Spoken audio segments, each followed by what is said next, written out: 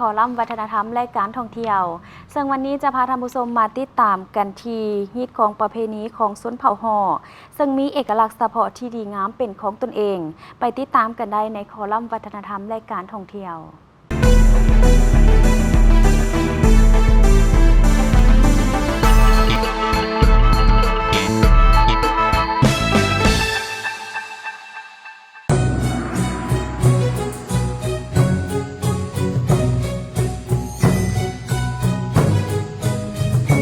ประวัติชนเผ่าฮอนี่มันก็เขาก่อก็มันเริ่มมาจากประเทศจีนเนาะถึงว่านี่มันได้ยกย้ายมาสร้างถิ่นฐานอยู่ภาคเหนือของเราโดยเฉพาะเป็นแขวงพงศลีอยู่ในท้ายศตวรรษที่19อาชีพหลักก็แม่นเฮ็ดให้ทำนาปลูกเขาทำการผลิตเป็นสินค้ามฮอนยุคสมัยนี้ก็เป็นยุคสมัยที่ว่าแนวทางนี้ใหม่เปลี่ยนแปลงใหม่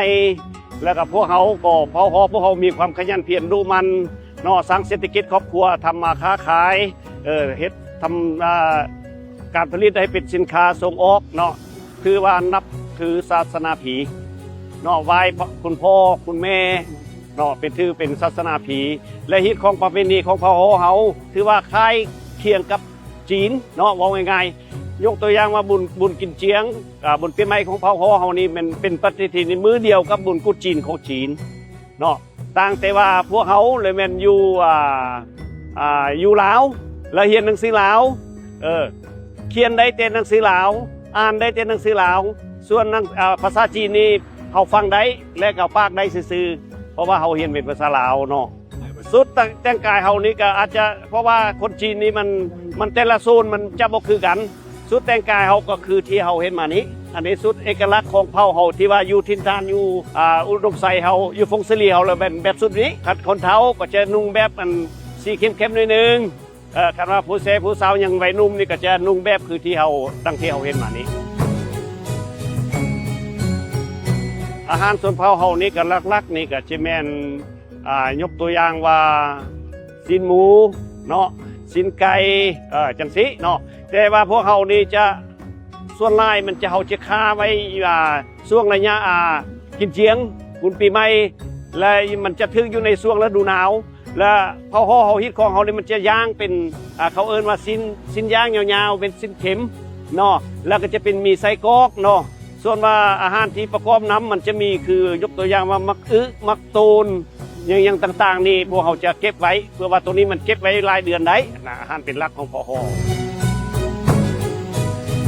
เผ่าฮอนี่มันจะมีลายเขตลายโครงเขตเนาะบางโครงเขตก็จะเป็นแบบคือท่านผู้วงออกแบบมานี้แต่ส่วนลายเนี่ยพวกค่อยและแมนพออยู่ทางยูนนานเนาะมาจากยูนนานนี่จะเป็นเฮือนสูดินและเฮือนสั้นเดียวเป็นส่วนหลายและจะเป็นเฮือนที่เฮ็ดด้วยดินเนาะดินที่ว่าตบออกมาเป็นฟ้าเนาะแล้วเป็นเอาเฟืองบ่เอาไม่ยังใส่แล้วตบเป็นฟ้าเอาไม้แตะในซ่านมาเป็นฟ้าแล้วเอาอบซองเบื้องแต่ว่าอันนี้ก็สไตล์แบบนึงที่ว่าการนี้ก็แม่นของเผ่าจีนเผ่าฮอคือกันภาษาปากเว้านี่เฉพาะภาษาปากเว้าของส่วนเผ่าฮอที่ตั้งถิ่นฐานอยู่ฟงสลีนี้เลแมนปากเป็นปากเขาเอิ้นว่าภาษาผู้ทงเป็นภาษากลางภาษาเดียวกับภาษาปักกิ่งนั้น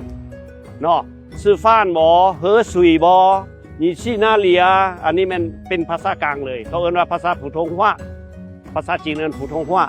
ก็ถือว่าเป็นภาษาจีนกลางของประเทศจีนที่พวกคอยปากต่างแต่ว่าเขาจะบ่ได้เรียนหนังสือบรรณคดีมันจะเปลี่ยนไปนิดนึงบางคำเขาจะฟังบ่ได้แต่ว่าเด็กน้อยสมัยนี้ขัดภาษาจีนฟังได้หมดแต่พื้นธรรมดานี่ได้แต่บางเทื่อเวลาเขาเว้าออกไปพวกคนจีนเขาเจ้าจะบ่เข้าใจเพราะว่าเขาเว้าเป็นภาษาเดิมพวกคอยก็ถือว่าพยายามที่สุดปลุกระดมพี่น้องบรรดาเผ่าลูกหลานเนาะที่ว่าเกิดมาใหญ่รุ่นนี้อยากให้รักษา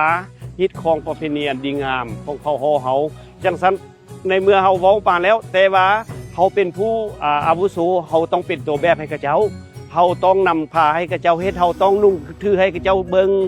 บ่ซั่นแน่คนเฮานี่ส่วนหลายนี่เกิดมาใหญ่รุ่นมานี่บางเทื่อละอายฮอดบ่การนุ่งเสื้อบรรดาเผ่าของเฮาจังซั่นเฮาต้องเป็นตัวแบบให้ลูกให้หลาน今天是祝贺给这个国家政府那么和这个普通家知道一下来这个组织